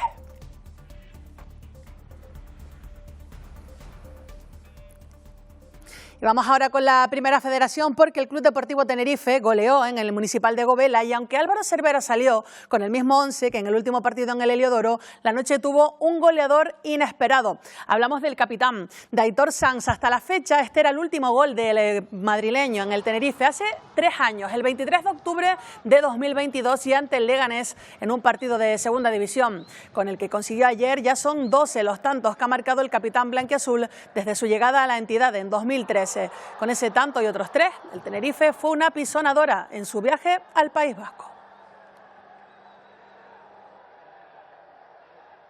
Hemos salido enchufados desde inicio. Creo que el calentamiento, hemos hablado de dar ese plus, ¿no? De que aquí, bueno, que al final vienes a un campo diferente, ¿no? De lo que estás acostumbrado, las dimensiones, el césped. Bueno, creo que nos hemos adaptado a la perfección. Ambición y mayor efectividad de cara a gol con un Henry Gallego que está siendo protagonista. Ante el Arenas Club, con apenas un tercio del campeonato disputado, el delantero catalán anotó el 5º gol de la temporada en su cuenta particular y se sitúa a solo 2 tantos de los 7 que anotó el curso pasado. Pero no fue el único que brilló en el Municipal de Gobela. Antes que él había marcado Aitor Sanz, el eterno capitán. 1127 días después volvió a ver portería vistiendo la elástica blanquiazul para señalar de paso el camino hacia la victoria en tierras vascas. Tras ganar la pasada jornada al Celta Fortuna por un contundente 4-0, los de Álvaro Cervera recuperaron el modo apisonadora, y antes del descanso Nacho Gil sacó su fusil y perforó la portería defendida por Anarts.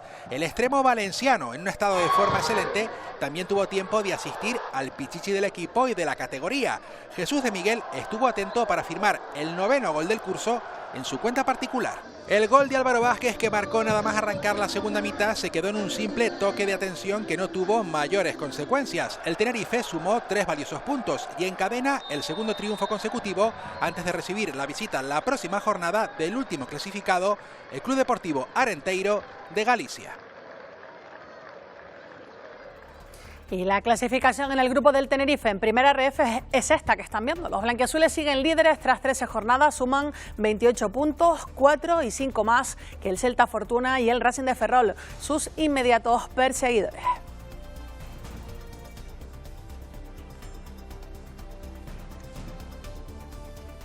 Y turno ahora para hablarles de baloncesto. Triunfo de calidad, el logrado por la Laguna Tenerife en el Príncipe Felipe. Los aurinegros se impusieron 76-84 a un Casa de Monzaragoza, que en el tercer cuarto llegó a ponerse por delante.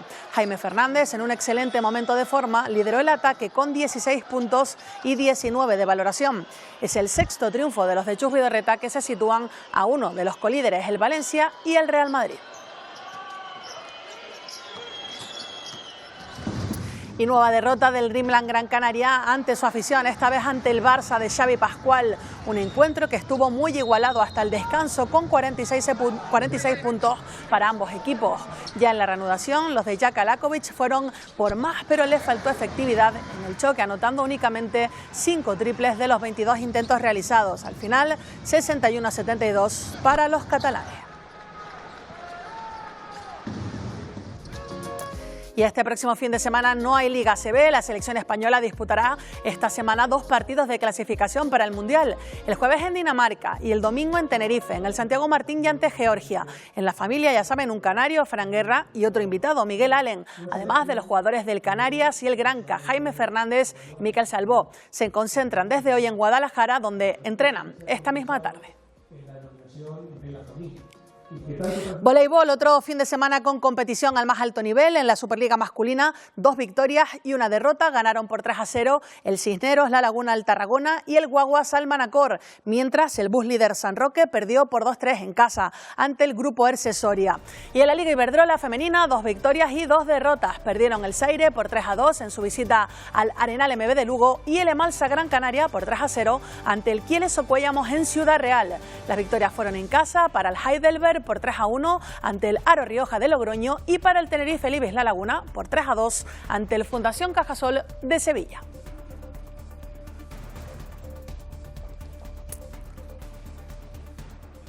Tenis, la selección española se había clasificado para disputar la final de la Copa Davis de este año después de eliminar a Alemania en semifinales el sábado por 2-1. Ayer fue la gran final ante Italia, el campeón del torneo en las 2 últimas ediciones. El hándicap era grande porque además se jugaba en Bolonia y no pudo ser. En el primer partido, derrota de Carreño ante Berretini por 6-3, 6-4, que ponía contra las cuerdas al equipo español. Y después Jaume Munar no pudo lograr la machada de derrotar a Coboli en una pista con las gradas llenas de afición italiana, que fue una olla a presión, dando alas al italiano cuando peor estaba, para volver a ganar de forma épica un duelo que pudo caer de cualquier lado. Italia se convertía en el primer país en los últimos 50 años que se lleva la Copa Davis en 3 ediciones consecutivas.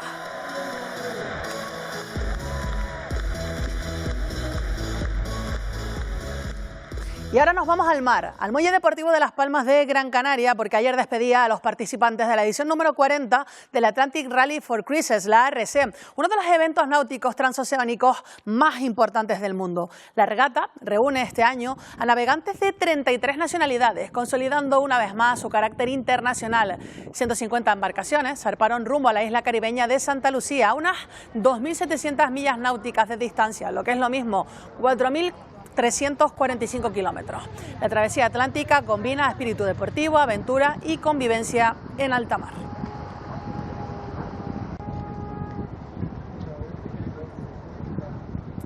Y en Fuerteventura, la embarcación Gemera cerró la 44 Cup Marina Jandía con una actuación impecable, firmando 3 victorias consecutivas en la última jornada y asegurándose el triunfo final del evento gracias a un rendimiento sólido y decisivo. Team Nica completó también una temporada sobresaliente y se proclamó campeón del circuito de este año. El campo de regatas del sur de Fuerteventura volvió a ofrecer unas condiciones espectaculares, con viento perfecto y un escenario ideal para la alta competición.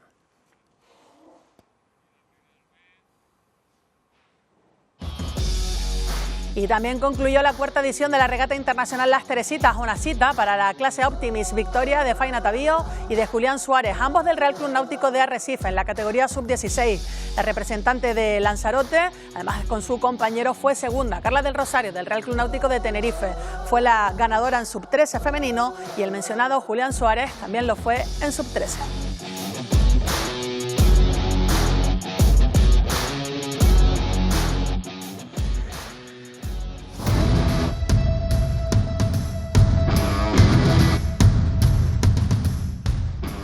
Éxito también de la primera Gran Canaria Swim Run, disciplina de resistencia que combina tramos de natación en aguas abiertas con secciones de carrera por terrenos variados y que congregó a más de 250 atletas en un circuito urbano que discurrió por la zona Puerto, el Arsenal, la Plaza de Canarias y el Real Club Náutico de Las Palmas de Gran Canaria. En la categoría sprint individual masculina, los ganadores fueron Víctor Brusco, Sergio Corbelo y Fabián Betancourt. Y en la femenina, Nadia Cusini, África Verguillos y Elena Quintanilla.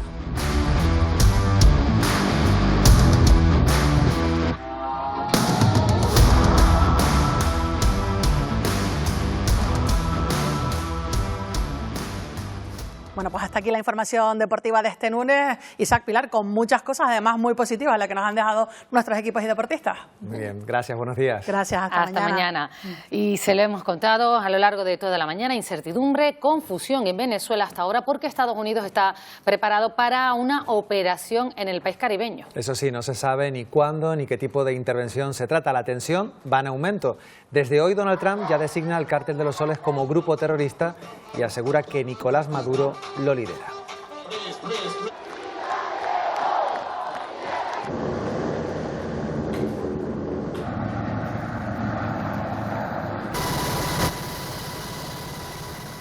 Vamos a hablar a esta hora de la mañana con José Luis Perestelo, que es el viceconsejero de Acción Exterior del Gobierno de Canarias. Vamos a hablar sobre lo que está ocurriendo en Venezuela. ¿Qué tal? Muy buenos días.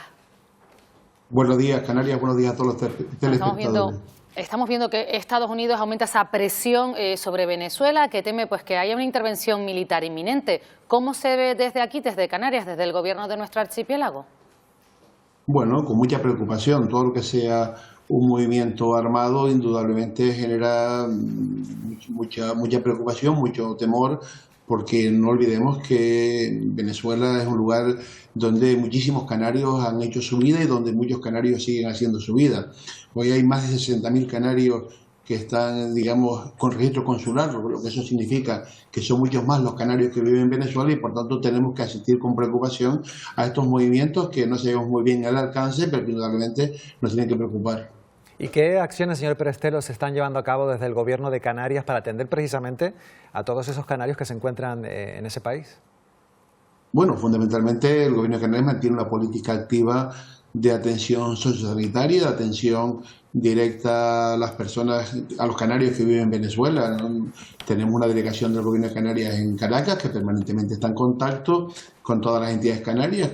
Hay que recordar que los canarios suelen reunirse en Venezuela a través de entidades, Club Canarios, centros hispanos, y en definitiva pues estamos en contacto permanente y apoyando permanentemente sus iniciativas, sus necesidades sociales, pero también pues intentando colaborar en sus actividades culturales, porque no olvidemos que los canarios en Venezuela han arraigado y han mantenido la costumbre de estas islas, la tradición, el folclore, y eso tampoco lo podemos perder, aunque vivamos una situación de crisis donde lo prioritario, como digo, es la atención sociosanitaria. No sé si usted ha podido hablar en las últimas horas con la delegación del Gobierno canario en Venezuela y qué les ha contado, cómo están viviendo esta situación ahora, porque estas horas son complicadas, como estamos diciendo.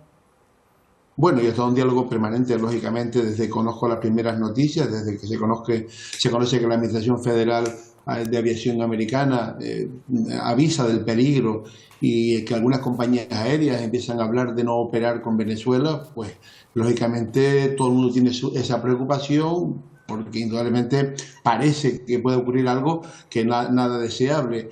Y en todo caso la situación es de normalidad absoluta. Ayer operaba el aeropuerto de Maiquetía a primeras horas de la mañana con poca actividad, pero es habitual, y a lo largo del día se fue animando la actividad. Incluso ayer mismo voló un vuelo desde Tenerife a Caracas. Hay compañías aéreas que han suspendido sus vuelos desde Madrid a Caracas que tenían previstos para hoy lunes, pero en principio hay muchas compañías, la mayor parte de las compañías que operan en interior en Venezuela están operando y, como digo, la normalidad es absoluta, tanto en La Guaira, la zona del aeropuerto de Maiquetía, como en Caracas, como en Maracay, Valencia, Barquisimeto. Estamos en contacto permanente con nuestra gente en esos lugares y todos nos transmiten esa tranquilidad y esa normalidad que existe en este momento en el país, con la incertidumbre de estos anuncios. Y con toda esta situación de incertidumbre que se vive en el país venezolano, yo no sé si ustedes con los datos que manejan prevén un éxodo de canarios retornados, en este caso al archipiélago, a las islas. Bueno, en los últimos años se han producido un retorno de muchos canarios a las islas y también acompañando a esos canarios muchas personas que no tienen antecedentes canarios pero que han estado vinculados a los canarios en Venezuela. Es muy difícil distinguir cuando uno habla en Venezuela con la gente, los que son canarios y los que no son canarios, porque todos al final tienen unos vínculos importantes con esta tierra y han regresado muchos, y también han venido muchas personas que son venezolanas que no tienen ningún vínculo con Canarias pero que sí conocen la tradición, la historia, la cercanía de los canarios en aquel país y que han venido a a Canarias. En este momento, en estos últimos años, han sido muchos los venezolanos que han salido del país y que están en Canarias, en Madrid, en cualquier ciudad y también en países como Colombia, Chile o otros países americanos. José Luis Pérez Telo, viceconsejero de Acción Exterior del Gobierno de Canarias, muchísimas gracias por habernos atendido esta mañana en Buenos Días Canarias. Vamos a estar atentos a todo lo que ocurre en Venezuela, por supuesto. Gracias a ustedes y encantado de compartir con ustedes esta situación. Todavía nos queda Buenos Días Canarias por delante y vamos a seguir atentos a este asunto. Isaac. Sí, un asunto que genera desde luego mucha tensión. Nos vamos a ir unos minutos a publicidad, pero a la vuelta vamos a analizar el informe del defensor del profesor. Escucha, entre los datos se destacan las cifras de conflictividad escolar en Canarias que han aumentado. De todos estos asuntos vamos a hablar en unos minutos con el sindicato AMPE.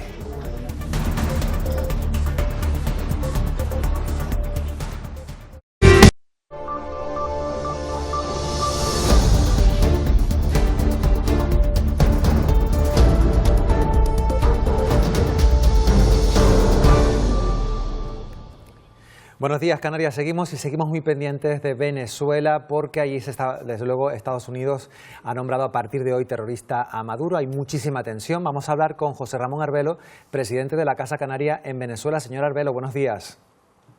Muy buenos días, ¿cómo estás? Sí, el Hogar Canario Venezolano de Caracas. Nos interesa, en primer lugar, saber exactamente cómo se encuentran allí, cuál es la sensación que tienen ante estos días, estas últimas jornadas de muchísima tensión. Bueno, en el club del Hogar Canario se ha habido total normalidad. Nosotros hemos estado haciendo nuestras actividades normales, preparándonos para la Navidad, con actividades deportivas y culturales con total normalidad.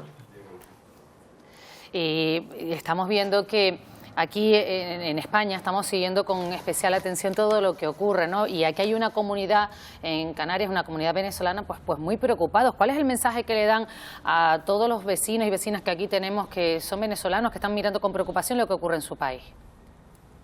Bueno, el único mensaje que le puedo dar es que en nuestro club, el Hogar Canario Venezolano, se vive, como dije anteriormente, con tranquilidad. Hemos estado haciendo nuestra vida normal.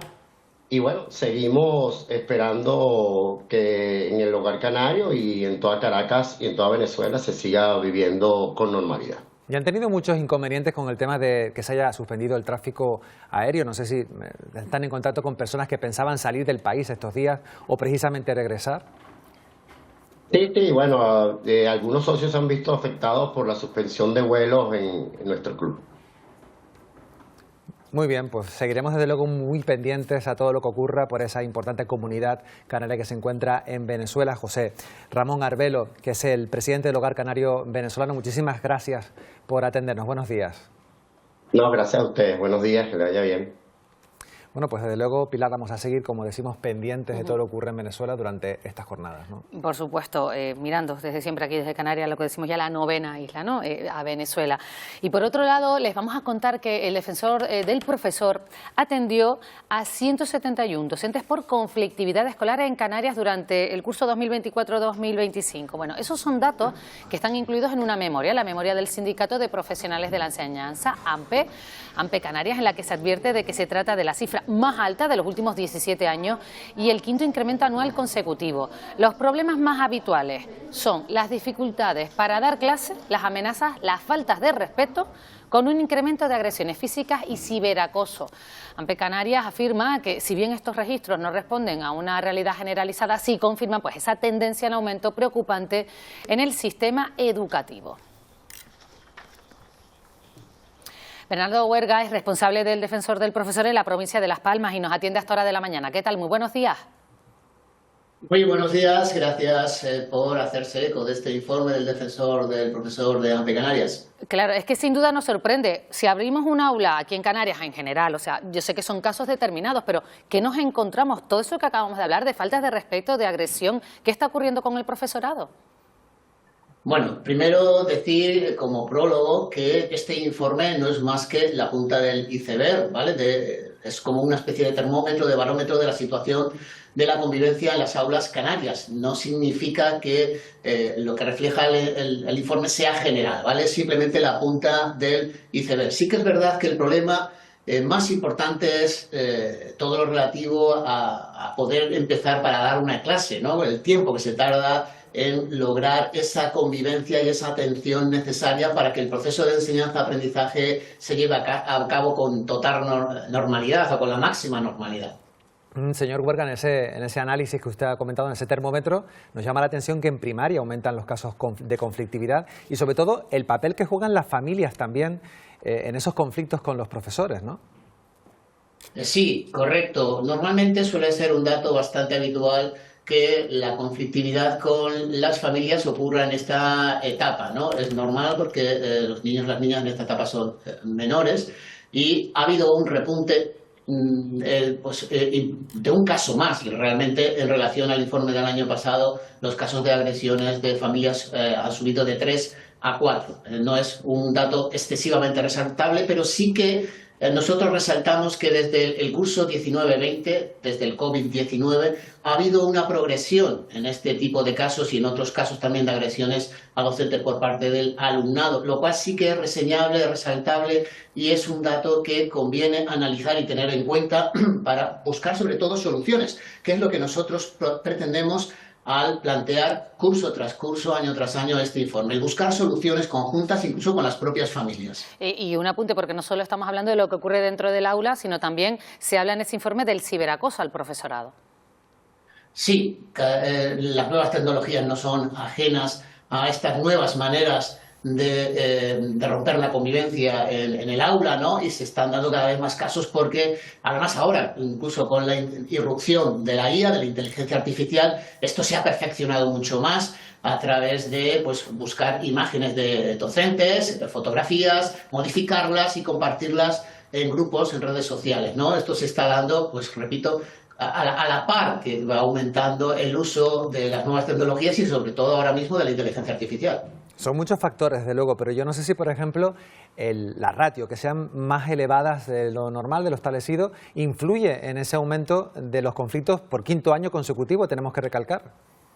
Sí, correcto. Por eso nosotros tomamos como referencia ese curso 19-20 del COVID-19, ¿no? Porque en ese curso se redujeron las ratios de una manera muy importante y se aumentó el número de docentes. Y los casos que nosotros atendimos ese curso escolar se redujeron casi a la mitad, ¿vale?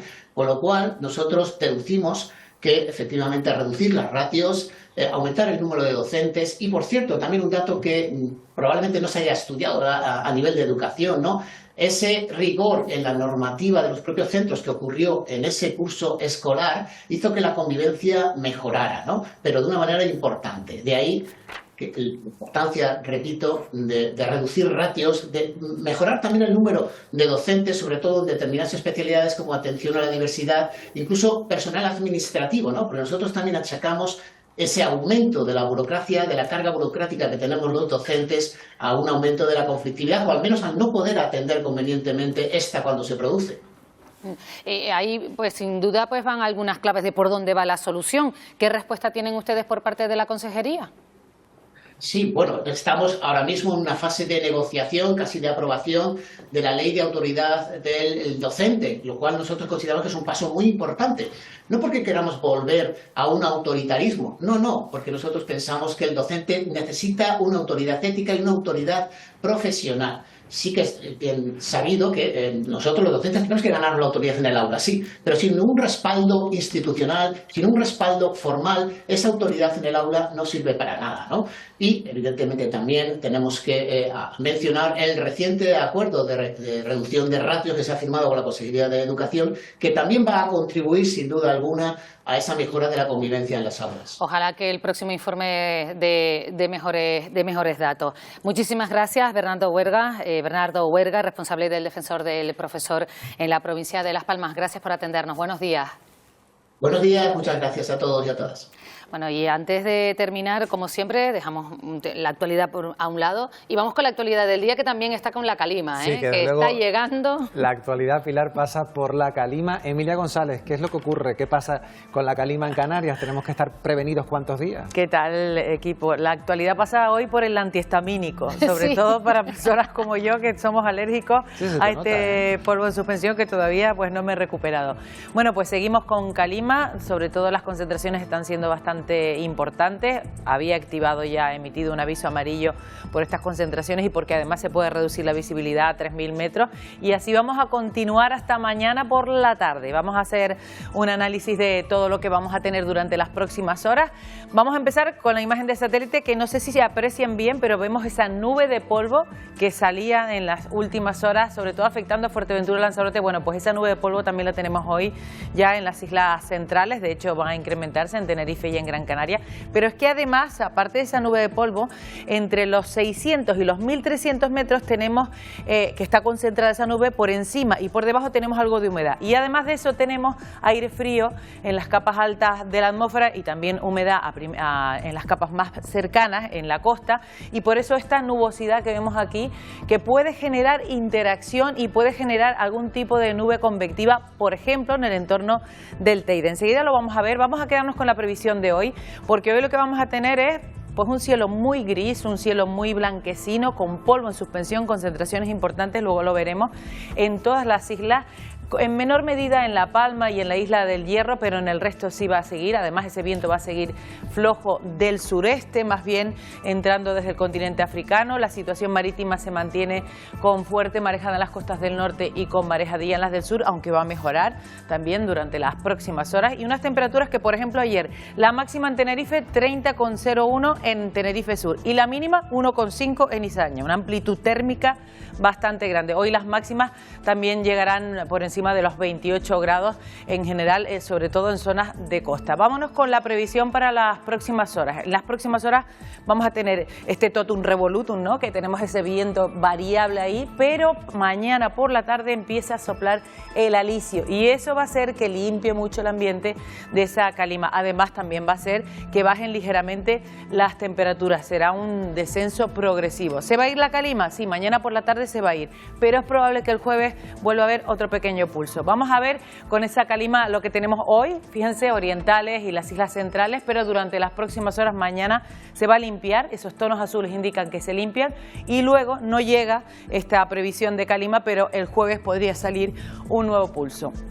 Vamos con la previsión de precipitaciones acumuladas, porque ya digo que hay una capa 600-1300 que es seca, pero por arriba y por abajo hay humedad y en el entorno del Parque Nacional del Teide podría generarse algún tipo de actividad tormentosa. Hay una interacción entre esa capa seca y una capa húmeda que está tanto por el sur como por el norte. Eso podría generar esa nubosidad de evolución y dejar precipitaciones.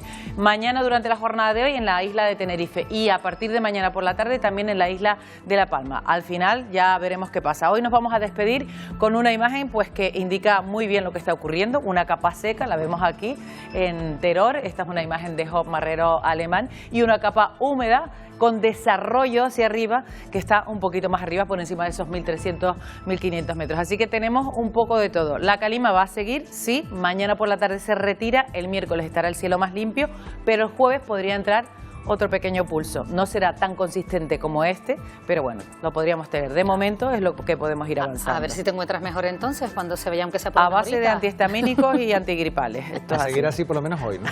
Sí. Muchas a gracias. sobrevivir. Gracias, Emilia. Gracias, Emilia. Buen día. Bueno, y ahora volvemos de nuevo con nuestra compañera Eva Trujillo. Cuéntanos, Eva.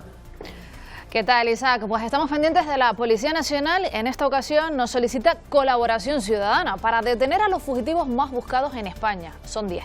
Estas fotografías que van a ver son fotogramas reales, pero también se les ayuda de inteligencia artificial.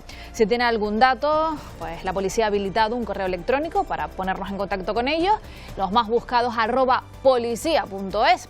En 2024, la Policía Nacional detuvo a 460 prófugos de la justicia.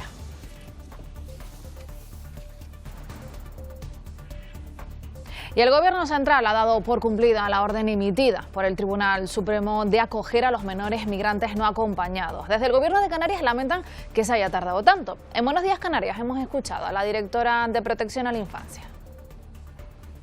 8 meses después que de alguna manera salgan como en plan victoriosos de que han conseguido cumplir el auto del Supremo, deja mucho que decir del Estado. Hoy en Buenos Días Canarias hemos estado con la mirada puesta en Venezuela y hace solo unos minutos José Luis Perestelo, viceconsejero de Acción Exterior del Gobierno de Canarias, aseguraba que están atentos a cualquier novedad que ocurra en el país. El Gobierno de Canarias mantiene una política activa de atención sociosanitaria, de atención directa a las personas, a los canarios que viven en Venezuela. Hay más de 60.000 canarios que están, digamos, con registro consular, lo que eso significa que son muchos más los canarios que viven en Venezuela y por tanto tenemos que asistir con preocupación. Y el Gobierno de España ya confirma que se ha iniciado el proceso para sustituir al fiscal general del Estado, Álvaro García Ortiz, después de que este presentara este lunes su dimisión. La persona seleccionada tendrá un mandato corto hasta el fin de la presente legislatura. Pues esto es todo de momento. Continúan ya los servicios informativos con esas últimas horas. Gracias, Eva. Hasta aquí hoy nuestro programa y lo hacemos mirando al cielo porque la calima, como hemos visto, Pilar, está siendo protagonista sobre todo en la provincia oriental y también en la isla de Tenerife. Sí, pero toda Canarias decimos que está en prealerta por ese polvo en suspensión que, como nos comentaba Emilia González, ha ido en aumento. La calidad del aire se considera extremadamente desfavorable, concretamente en Fuerteventura. Y esta imagen que vemos ahora mismo nos llega desde Gran Canaria, concretamente desde la zona de la playa de La Laja. Ahí podemos apreciar una panorámica de la ciudad que está totalmente cubierta de calima. Bueno, ya saben que toda la información del tiempo, toda la actualidad la pueden seguir en nuestras redes sociales, también en la web y en el Telenoticias 1. Nosotros regresamos mañana a las 8 para darles los buenos días, Canarias.